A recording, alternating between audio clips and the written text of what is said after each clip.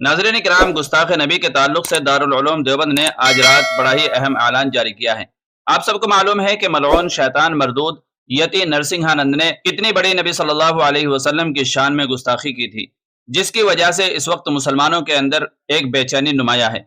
इसी को देखते हुए दारुल उलूम देवबंद ने एक अहम ऐलान जारी किया है। मैं आपके साथ उस ऐलान को शेयर कर रहा हूँ। आपसे गुजारिश है कि उसको ज्यादा से ज्यादा आम करें और अपनी राय का भी इजहार करें। दारुल उलूम देवबंद ने एक प्रेस नोट जारी किया, जिसमें बात लिखी गई है कि बेहद अफसोस और दुख के साथ ये बयान जारी किया जा रहा है कि यति नरसिंहानंद नामी मलऊन ने रसूलुल्लाह सल्लल्लाहु अलैहि वसल्लम की ज़ात अक़दस के मुतालिक इंतहाई गुस्ताखाना कलिमात अदा किए हैं।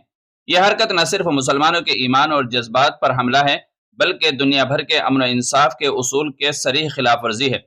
यह शख्स मजहबी चोले में मलबूस एक शैतान है जो हमेशा मजहबी मुनाफरत और फिरका वाराना तशद्दुद की बात करता है। रसूलुल्लाह सल्लल्लाहु अलैहि वसल्लम की हुर्मत हम मुसलमानों के लिए जिंदगी से भी ज्यादा अहम है और हम ऐसी किसी गुस्ताखी को हरगिज बर्दाश्त नहीं कर सकते। इस मज़मूम हरकत के खिलाफ सख्त तरीन अल्फाज में मजम्मत की जाती है और कानून नाफिज करने वाले इदारों से मुतालबा किया जाता है कि इस पर फौरी और सख्त कार्रवाई करते हुए इस शख्स को कानून के मुताबिक कड़ी सजा दें, ताकि आइंदा किसी को इस्लाम और उसकी मुकद्दस शख्सियात के खिलाफ जबान दराजी की जुर्रत न हो। हम हुकूमत से पुरजोर अपील करते हैं कि इस मसले को संजीदगी से लिया जाए और ऐसे कानून नाफिज किए जाएं जिसके तहत रसूलुल्लाह सल्लल्लाहु अलैहि वसल्लम या किसी भी मजहबी पेशवा की शान में गुस्ताखी करने वालों को इबरतनाक सजा दी जाए।